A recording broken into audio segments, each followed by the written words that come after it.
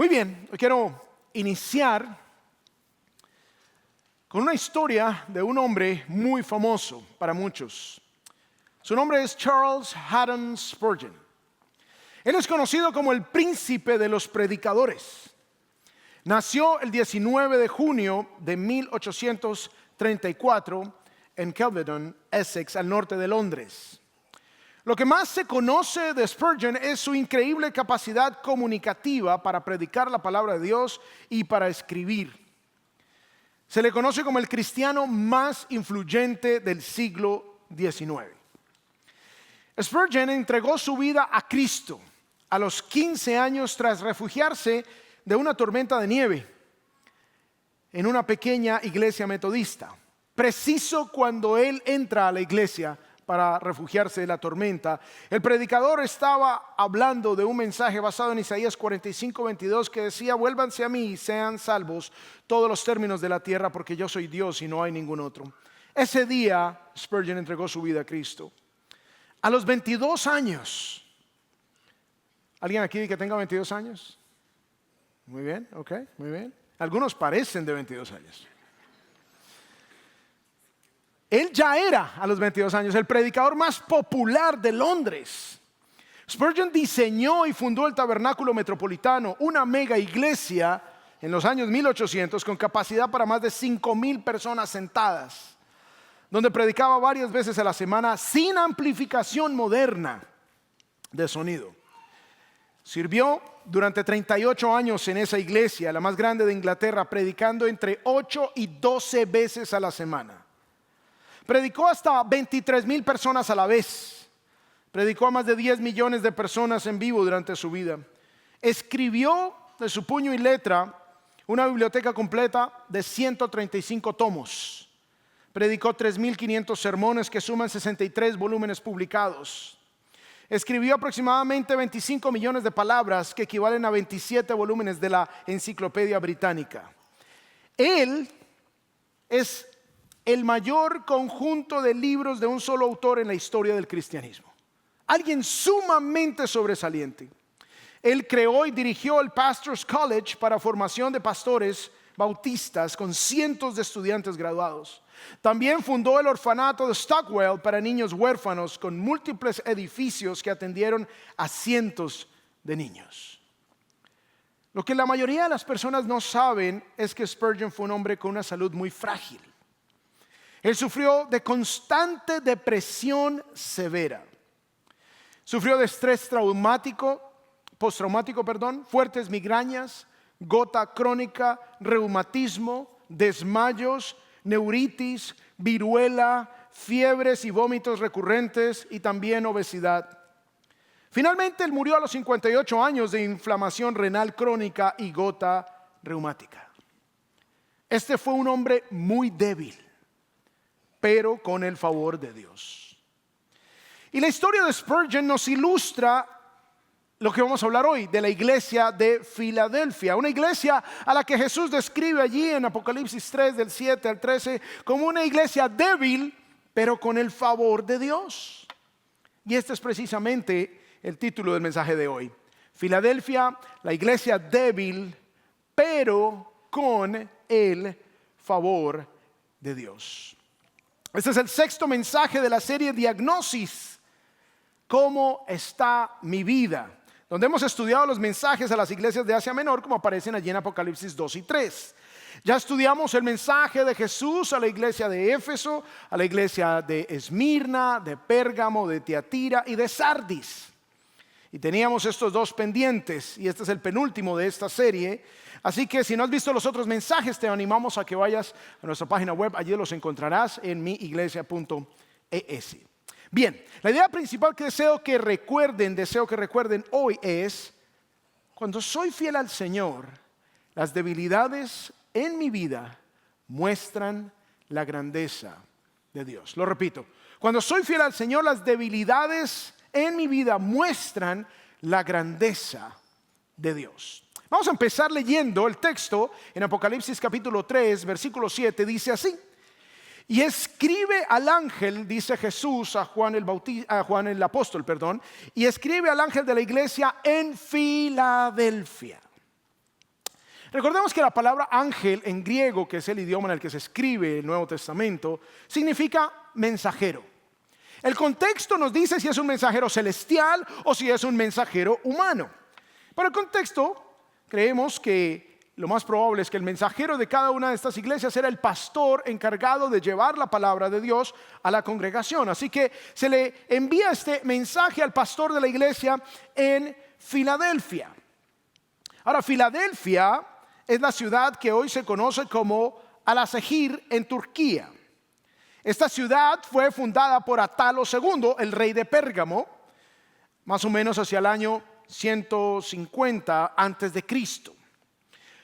Cuando los romanos intentaron hacer que Atalo, el que la fundó, se fuera en contra de su hermano en una maniobra política, él rechazó esa maniobra y se mantuvo fiel a su hermano. Y a él se le apodó Filadelfos, de dos palabras, amor, fileo, y adelphos, hermano. Entonces se le conoció el que amaba a su hermano, y la ciudad se le puso ese nombre en honor a ese amor fraternal.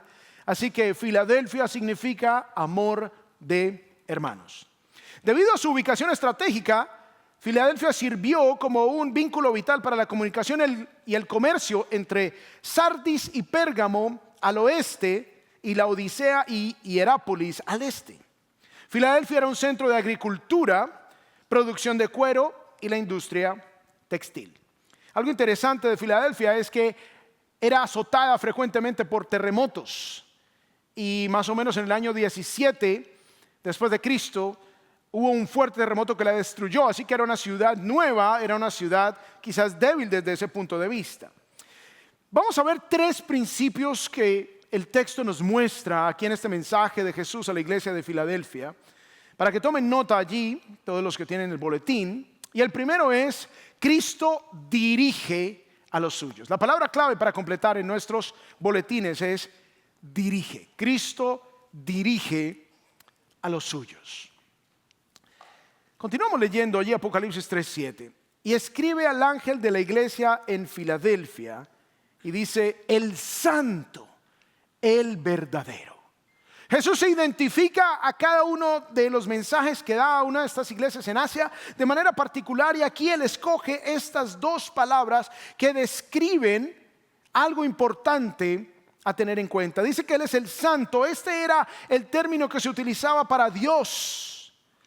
Era un título de reverencia, era un título que significa separado, apartado. Cuando dice el santo, está hablando de aquel que es separado de toda la maldad que existe, aquel que es único, aquel que es absolutamente aparte de todo lo que es impecable, absolutamente santo, y por lo tanto tiene autoridad para hablar en nuestras vidas. Luego dice el verdadero, o sea, el genuino, el real, el veraz, el verdadero Mesías.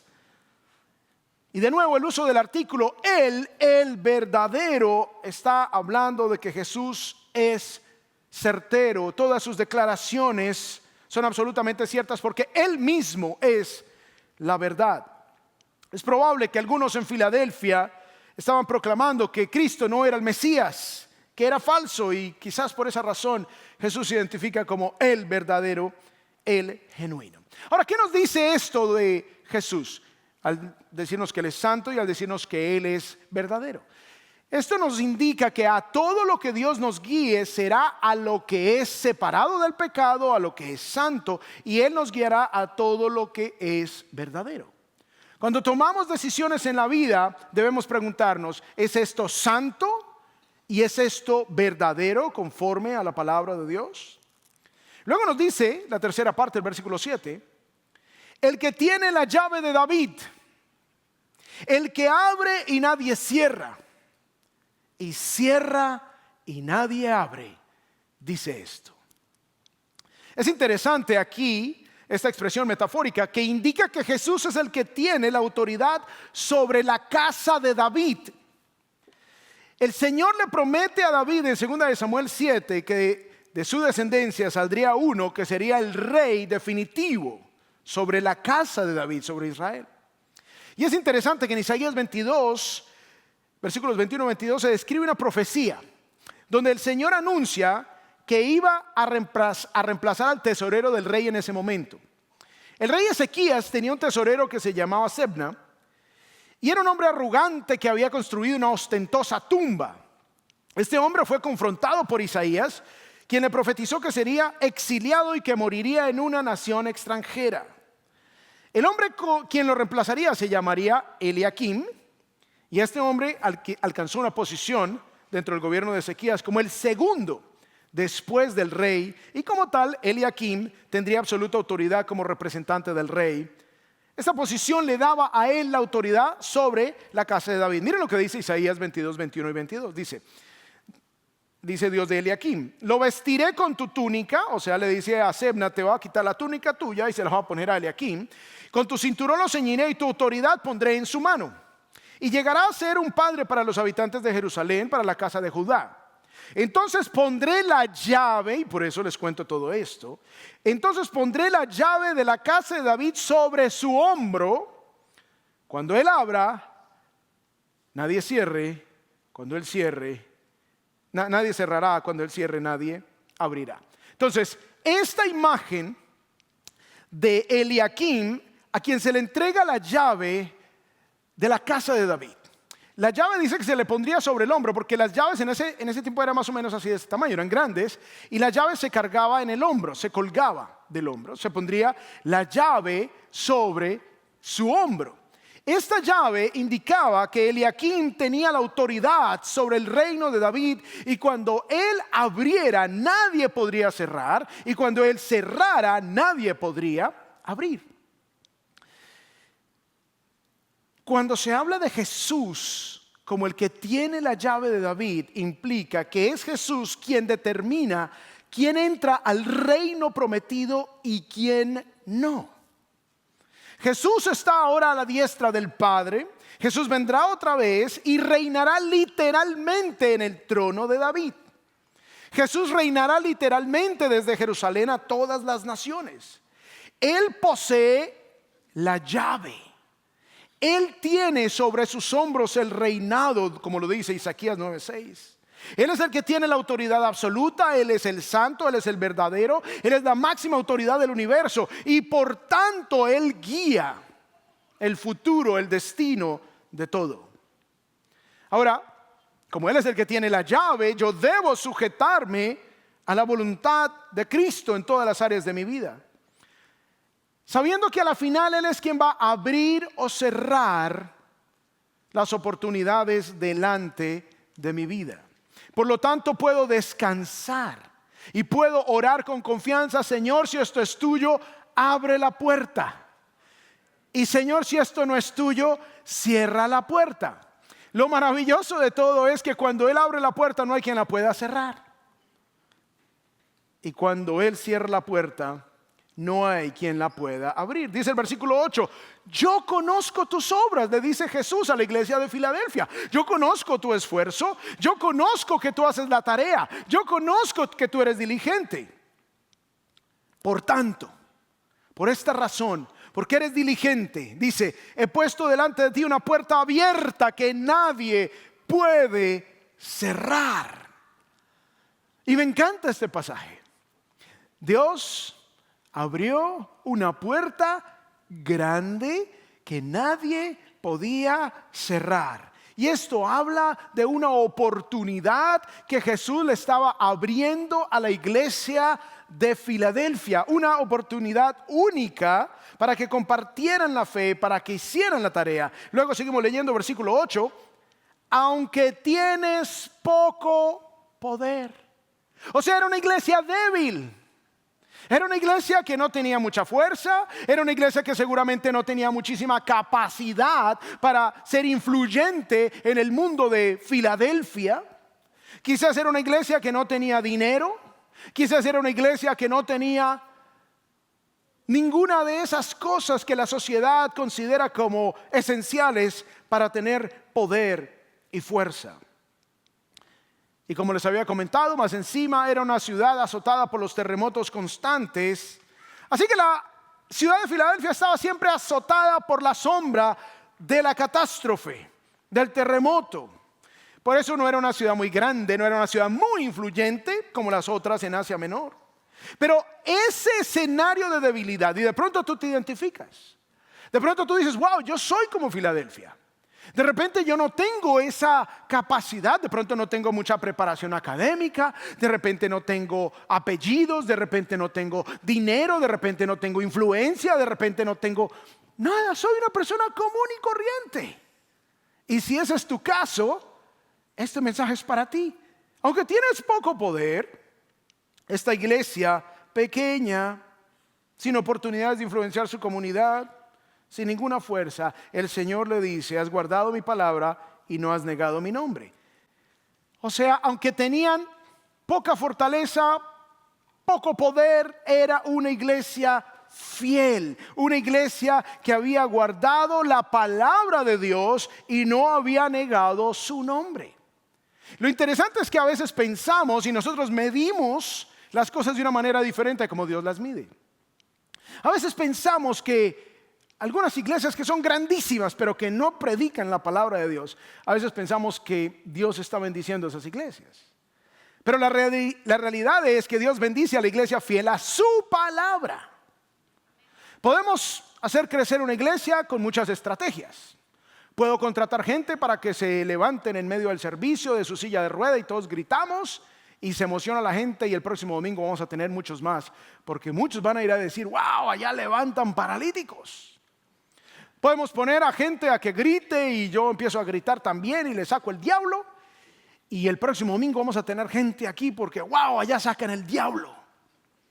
Puedo hacer una fila para que yo les diga al oído el mensaje profético para cada uno de ustedes. Y en la fila se puede pensar en la manipulación. Uno mira la ropa que tiene la persona, uno mira la edad. Para que un hombre de edad media venga a la iglesia están problemados o con plata o con amor. Si viene solo, es amor. Entonces uno le dice, el Señor va a solucionar ese problema del corazón. Si llora, es por ahí. Si no llora, probemos otra. Y entonces vendría el próximo domingo mucha gente para escuchar al gran profeta. Pero Dios dice acá que la iglesia había sido fiel a la palabra. Filadelfia había sido fiel a la palabra, aunque no tenía muchísima fuerza, quizás ni mucho dinero, ni nada de eso. Y esta iglesia, que quizás se sentía insignificante, como podríamos nosotros sentirnos, marginados quizás, pero el Señor declara un favor especial sobre esa iglesia. Dice que ha puesto una puerta abierta delante de esta iglesia. Ha puesto su favor soberano delante de esta iglesia. Y lo que lo había motivado era la fidelidad de esta iglesia a la palabra. Ahora, ¿qué significa una puerta abierta para una iglesia? 1 Corintios 16:9 dice el apóstol Pablo, porque se me ha abierto puerta grande. Y me encanta, en griego dice mega. Cuando dice grande dice mega. Se ha abierto una mega puerta y eficaz. Y son muchos los adversarios. Pablo dice, el Señor con su favor se ha abierto una puerta de oportunidad para compartir el evangelio, el mensaje de que Jesús murió por ti y resucitó entre los muertos para darnos vida eterna. Se ha abierto una puerta grandota, pero hay muchos adversarios. En 2 Corintios vuelve y escribe el apóstol Pablo en el capítulo 2, versículo 12, de donde dice, cuando llegué a Troas para predicar el evangelio de Cristo, se me abrió una puerta en el Señor. Una oportunidad única que Dios estaba dando a la iglesia en Filadelfia, una oportunidad única que Dios le dio a Pablo, no solamente como lo menciona en 1 Corintios 16, sino también en 2 Corintios allí en Troas. Y en Colosenses también el apóstol Pablo dice que en el capítulo 4, versículo 3 dice, orando al mismo tiempo también por nosotros. Él dice, oren por favor, oren por nosotros para que Dios abra una puerta para la palabra.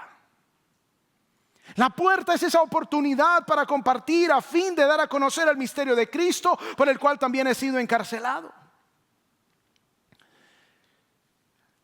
Y a medida que preparaba el mensaje, notaba que nuestra iglesia es una iglesia como Filadelfia. Es una iglesia que empezamos pequeños. Yo llegué hace menos de 2 años a la iglesia. Empezamos servicios públicos en este auditorio en septiembre 8 del 2024.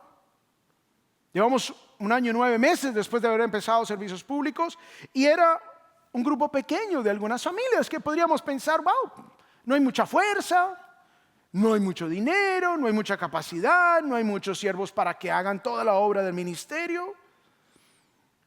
Y nuestro enfoque nunca ha sido el show, nuestro enfoque nunca ha sido el espectáculo. Y como lo mencionaba, no ha sido sacar demonios ni hacer profecías. Aquí nadie se cae cuando vienen aquí al frente o algo así. Si te caes es porque te tropezaste, pero más allá de eso no hay nada aquí como que pueda motivar a alguien a venir por un espectáculo. Tampoco estamos prometiendo que te vas a enriquecer, que si tú das, Dios te va a dar 1000 veces más. No estamos hablando de un evangelio de prosperidad. Por el contrario, estamos diciéndote, si tú no das con amor y alegría, no des. Dios no necesita nuestro dinero. Dios va a obrar con o sin nosotros, porque Él quiere nuestro corazón. Así que no hemos hecho ninguna de esas cosas que podría llenar el auditorio, que podría traer muchísima gente. Pero Dios ha mostrado un favor especial con nuestra iglesia. Y mi esposa y yo hemos estado plantando iglesias por casi 30 años y nunca habíamos visto un favor, una puerta tan grande abierta para compartir el evangelio como se ha manifestado aquí en Shepherds en español. Nunca. Amén. Y créanme, no ha sido por mí, ha sido a pesar de mí. Ha sido por el favor de Dios, ha sido por la gracia de Dios, ha sido por el amor y la voluntad y el propósito divino, por el plan que Dios tenía. Y el Señor ha mostrado un favor especial de Dios, y ahora pasamos de ser un grupito de menos de 20 personas cuando yo llegué a ser ahora cientos de personas que nos reunimos todos los domingos. Como si esto fuera poco, el Señor nos bendijo el año pasado con la oportunidad de empezar otra iglesia hispana en el sur de Chicago. Una iglesia que está creciendo, que está fortalecida, que está enseñando la palabra fielmente, con un hermano costarricense muy querido que también hizo sus estudios aquí en nuestro seminario. Hemos visto la gracia de Dios también en que ahora estamos dirigiéndonos hacia Venezuela. Acabo de llegar hace un par de semanas de Caracas. Ya empezamos el proceso y oramos que el próximo año podamos ya establecer una iglesia allí. Todo esto no es más, amén, celebra al Señor, amén. Todo esto no es más sino una puerta abierta donde Dios en su gracia nos ha mostrado una oportunidad increíble para compartir el evangelio. El Señor abrió esa puerta. El Señor abrió esa puerta que nadie puede cerrar. Él es el único que puede cerrar esa puerta que ha abierto. Así que podemos enfrentar cualquier oportunidad del tamaño de Dios, sin importar si somos pequeñitos, porque sabemos que si Dios abre la puerta es porque Él nos va a respaldar. Recordemos la idea principal: cuando soy fiel al Señor, las debilidades en mi vida muestran la grandeza de Dios. Ahora tú dirás, bueno, eso está muy bonito para la iglesia, que somos los creyentes. La iglesia no es un edificio. Pero ¿qué de mi vida personal? Exactamente es el mismo principio. Mujer soltera, madre de familia que está criando a sus hijos, sé fiel al Señor, porque esa debilidad que tú tienes de estar solita es en la cual Dios va a mostrar su gloria y su poder. Pero si no eres fiel al Señor, sino que te desesperas y te vas buscando un hombre rapidito porque estás en tremenda necesidad afectiva, económica, logística, entonces Dios no va a poder mostrar su poder en tu vida. Ahora, si llega un hombre de Dios, amén. No que cualquier hombre que se acerque le vaya a decir, va de retro Satanás. Ahora asegúrate que es del Señor. Asegúrate que estás alineada con la fidelidad al Señor. Joven, de repente tú dirás, pues yo soy jovencito, ¿yo qué puedo hacer? Pero si tú estás enfrentando quizás la tentación de tus amigos, de la presión social, de hacer lo malo, mantente fiel al Señor, porque esa debilidad de tu juventud, esa debilidad quizás de tu falta de poder o experiencia en la vida, ahí es donde Dios mostrará su grandeza y su gracia. Hoy todos debieron haber recibido una tarjetica a la entrada, o 5 tarjeticas mínimo. Si no la reciben, no se preocupe que al final vamos a tenerlas allí. La idea es que ustedes lleven estas tarjetas y esta semana la tarea va a ser repartir 5 tarjetas. Yo me imagino que todos nos vamos a encontrar con mínimo 5 hispanos. Ahora, no se las entreguen unos a otros ahorita, ¿no? Es gente que no viene a la iglesia. Y la idea es que esta semana seamos diligentes. El Señor le dice a la iglesia en Filadelfia: yo conozco tus obras y por tanto te he abierto una gran puerta. Por lo tanto debemos nosotros ser diligentes, seguir siendo diligentes, invitar a otros, traer al vecino, traer al compañero de trabajo, darle al compañero de estudio. Cuando vamos a almorzar, dejarle al mesero: te invito a la iglesia, te invito a la iglesia. Porque si no lo hacemos, los testigos de Jehová sí están haciéndolo, los mormones sí están haciéndolo, las sectas sí están haciéndolo. Y Dios nos ha abierto una puerta grande. Debemos aprovechar esa puerta. No es común lo que Dios está haciendo entre nosotros, hermanos. El punto número 2, entonces, no solamente Cristo dirige a los suyos, sino que Cristo también protege a los suyos. Y Dios te va a dirigir muchas veces a través de puertas abiertas y puertas cerradas. Pero no es lo único, obviamente tienes que ser fiel a la palabra. Analizar muy bien antes de tomar una decisión. ¿Qué dice la palabra? ¿Cuáles principios bíblicos debemos considerar para tomar una decisión? Porque a veces una puerta abierta podría ser: ay, eso es del Señor. Sí, las damas solteras quizás se aparece un hombre como siempre lo soñaron. Y van a decir: esto es del Señor. Tiene que ser tanta hermosura. Pero recuerden que el diablo se disfraza como ángel de luz, ¿no? A lo mejor no viene del Señor. Por eso es importante, fiel a la palabra, y también ver de qué manera Dios abre y cierra puertas en nuestras vidas. Cristo nos protege, Cristo protege, ese es el punto número 2, para que completen allí la palabra en sus guías. Cristo protege a los suyos. El apóstol Pablo le decía a la iglesia en Corinto: se ha abierto una mega puerta, pero muchos son los adversarios. Van a haber adversarios. Dice el versículo 9: por tanto, yo entregaré a aquellos de la sinagoga de Satanás. Wow. Palabras fuertes del Señor Jesús. Sinagoga de Satanás. La sinagoga allí en Filadelfia era la sinagoga de Satanás. Las sinagogas se crean durante el periodo intertestamentario, entre el Antiguo y Nuevo Testamento. Como los judíos fueron esparcidos por todas las naciones por su desobediencia, entonces no podían ir al templo. Entonces lo que ellos hacen es que crean las sinagogas, donde se reunían a estudiar la palabra, donde se reunían a compartir la fe del judaísmo. Pero esta sinagoga era llamada por Jesús sinagoga de Satanás, que se dicen ser judíos y no lo son. Ahora, no es que se estaban disfrazando de judíos. Yo no sé si ustedes han visto en nuestros países, ¿no? Personas que son de diferentes pueblos de nuestros países y ahora se las dieron de judíos. Y ahora andan como judíos y se visten como judíos y hablan como judíos y todo es judío. Yo no sé si ustedes han visto esas personas o de pronto tengan personas cercanas. No estamos hablando de estos. No estamos hablando de gente que no tiene nada que ver con el judaísmo, que se creen judíos. Estamos hablando de gente de descendencia judía, pero Jesús dice: esos no son de verdad. Porque el judío genuino ama a Dios verdaderamente. El judío genuino va a amar al Mesías. Porque si no, no es un judío verdadero. Puede ser judío étnicamente, puede ser judío nacionalmente, puede ser judío porque su familia es judía, pero no es un judío verdadero. Resulta que esta sinagoga, Jesús dice: esos son, aunque sean judíos étnicos, estos no son verdaderos judíos, porque estos no aman al Señor, sino que mienten.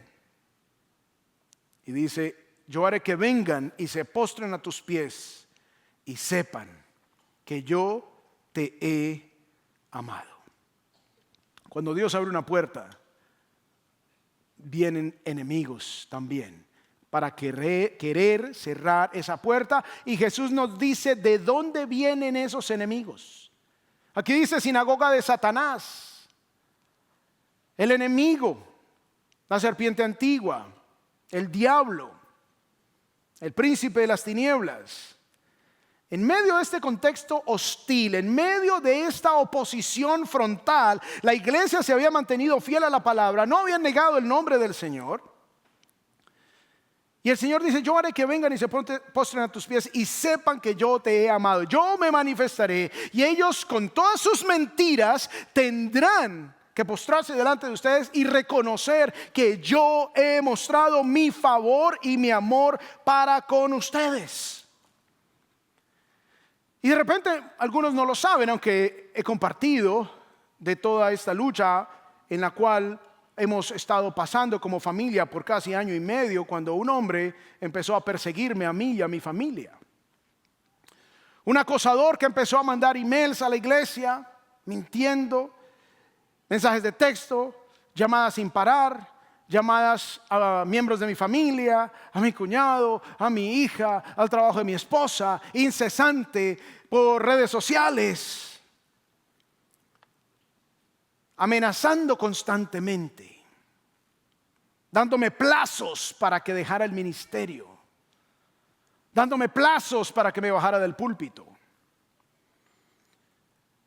Después de un año y medio de persecución, de angustia y de todo lo que ustedes se pueden imaginar, porque aunque sabemos que Dios nos protege, sabemos que Dios nos guarda, seguimos siendo humanos y nos da rabia y luchamos en el corazón y luchamos en la mente y nos quita la paz momentáneamente toda esta situación. Y me tocó recopilar todas las pruebas, presentarlo a la policía. Fue arrestado el año pasado. Luego lo llevé a corte para que me dieran una orden de no contacto, de restricción, para que no se me acercara. Un juez en primera instancia me lo dio de manera inmediata, sin que él siquiera fuera necesario que estuviera presente. Luego otro juez me lo dio de manera permanente por un año. Luego el caso criminal fue a la corte el viernes de la semana pasada. Y finalmente Dios nos dio la victoria en donde él fue declarado culpable como un acosador convicto. Perdió su trabajo porque yo mandé una queja al trabajo donde él estaba, allá en la corte de Durham, y perdió su trabajo. Ahora su récord criminal aparece como un criminal convicto. Y es curioso porque en medio del juicio, la defensa nos solicitan a mi esposa y a mí que si por favor le dábamos la oportunidad de que él, con unas horitas de servicio social, o sea, que barriera la calle un par de horas, que se le borrara el caso. Absolutamente no. Si has violado la ley, debes ser responsable delante de la ley. Y me llamó la atención porque dice acá: yo haré que vengan y se postren a tus pies. Y aunque no estaban postrados a mis pies, pero estaban pidiendo: ay, ¿será que por favor? ¿Será que por favor, después que han querido destruir nuestra familia, después de que han querido destruir el ministerio de lo que Dios está haciendo aquí? Pero finalmente Dios se encargó de ellos. No tuve que responder ningún mensaje, no respondí ningún email, no respondí ningún mensaje de texto, no respondí ninguna provocación. Dios se encargó de ellos. Que no fue fácil, que fue angustiante, que fue estresante. Pero el punto aquí es que Cristo protege a los suyos. Nosotros tenemos que mantenernos fieles a la palabra, fieles al Señor, y Dios se va a encargar. Y dice el versículo 10: porque has guardado la palabra de mi perseverancia, yo también te guardaré a la hora de la prueba.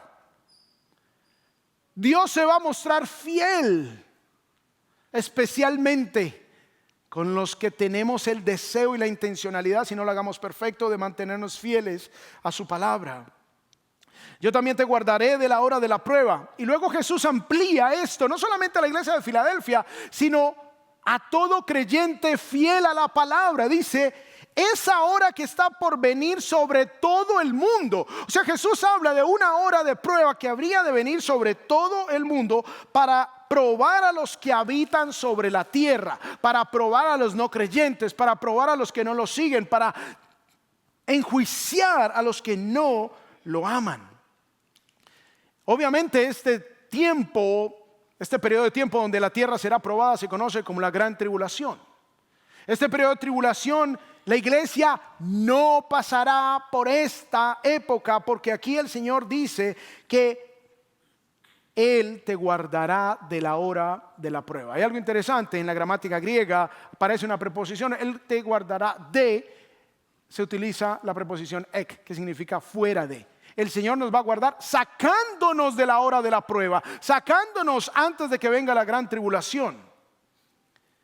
Así que el Señor manifiesta que Él guardará a los suyos. Claro, a veces somos víctimas de cosas que simplemente pasan en un mundo pecador, pero a la final el Señor es quien nos guarda. Amén. Idea principal: cuando soy fiel al Señor, las debilidades en mi vida muestran la grandeza de Dios. Y punto final, 3, Cristo recompensa a los suyos. Cristo recompensa a los suyos. No solamente Cristo dirige a los suyos, sino que también Cristo protege a los suyos, y finalmente Cristo recompensa a los suyos. Iglesia, sigamos siendo fiel a la palabra de Dios, sigamos siendo laboriosos, sigamos invitando, que Dios nos ha abierto una puerta delante de nosotros. Como vimos recientemente, casi tuvimos el 80% de este lugar lleno durante la Pascua. En un momento este lugar ya va a estar lleno, no nos van a caber todas estas sillas que hay acá, nos va a tocar hacer un segundo servicio. Y vamos a necesitar gente dispuesta a servirlo. Pero para eso necesitamos invitar a otros, ser diligentes. Y aquí en la recompensa dice el versículo 11: vengo pronto, retén firme lo que tienes para que nadie tome tu corona. La exhortación aquí es a que la iglesia se mantenga fiel a la palabra de Dios, que nadie tome nuestro galardón. Aquí no está hablando de salvación, aquí está hablando de galardón, la corona de galardón, de las obras que hacemos para Cristo.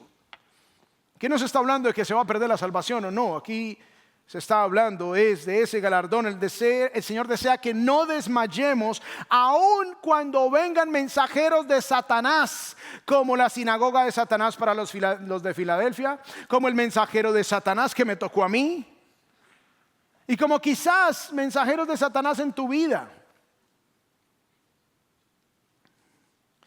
Fue interesante en la primera corte, cuando estábamos en el caso civil para que él no me molestara más.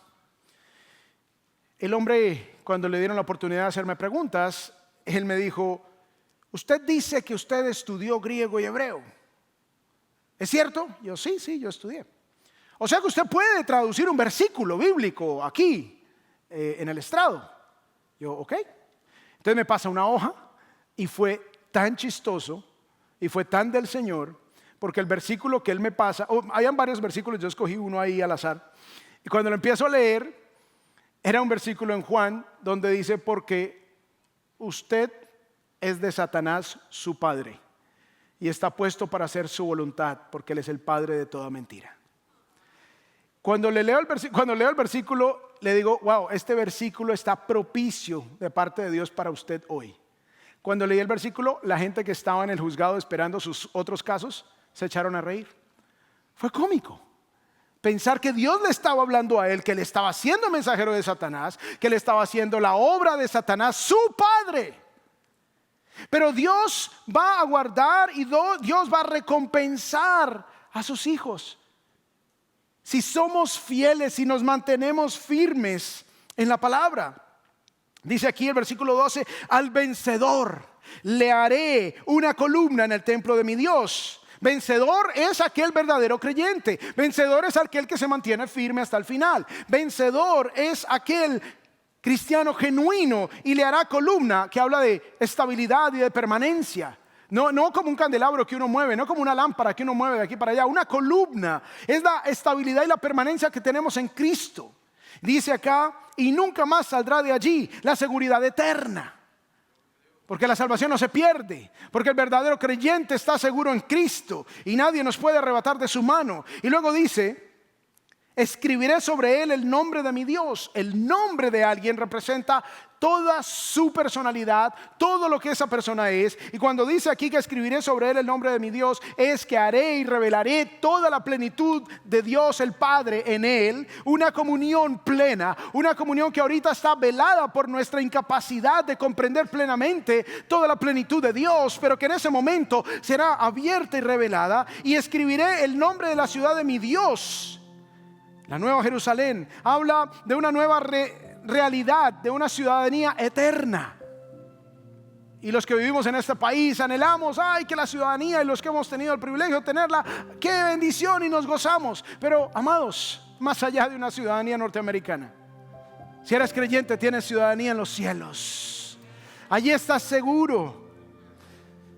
Y luego dice acá, la Nueva Jerusalén que desciende del cielo de mi Dios, y mi nombre nuevo. Dios establecerá aquí en la tierra una nueva Jerusalén en donde estaremos con Él por siempre. Y habla de el nombre, dice mi nombre nuevo, esa plenitud de la revelación de Cristo, donde veremos a Cristo tal y como es Él en toda su gloria, no solamente en su primera venida, sino también en su segunda venida, y lo veremos como el Rey glorioso, triunfante sobre todas las cosas y juez soberano sobre todas las naciones.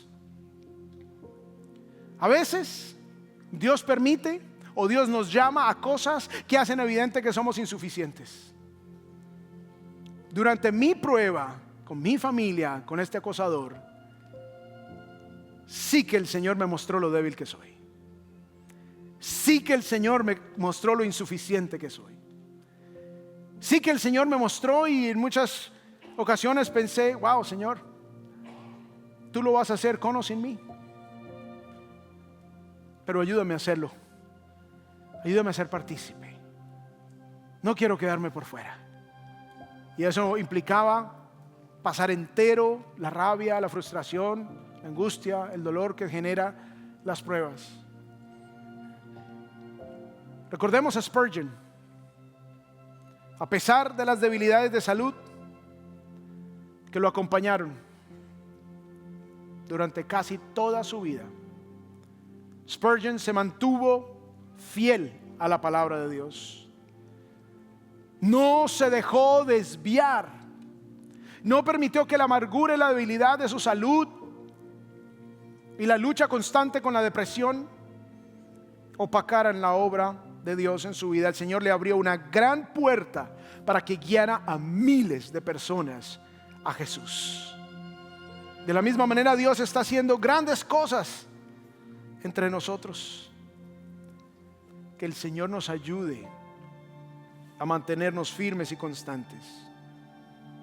No olvidemos la tarea: repartir 5 invitaciones esta semana. Que seamos motivados por esa puerta grande y maravillosa que Dios ha abierto. Es lindo, hoy nos acompaña una bella pareja que dirigían la alabanza antes de que yo llegara, cuando había una escuela dominical de hispanos pequeña.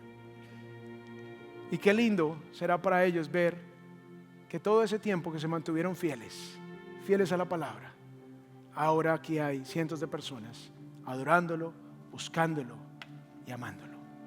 Recordemos la idea principal: cuando soy fiel al Señor, las debilidades en mi vida muestran la grandeza de Dios. Dios quiere mostrar su grandeza en tu vida. Sé fiel en tus decisiones, sé fiel en tu caminar diario. No importa los mensajeros que Satanás te mande, mantente fiel y Dios mostrará su poder. Vamos a orar.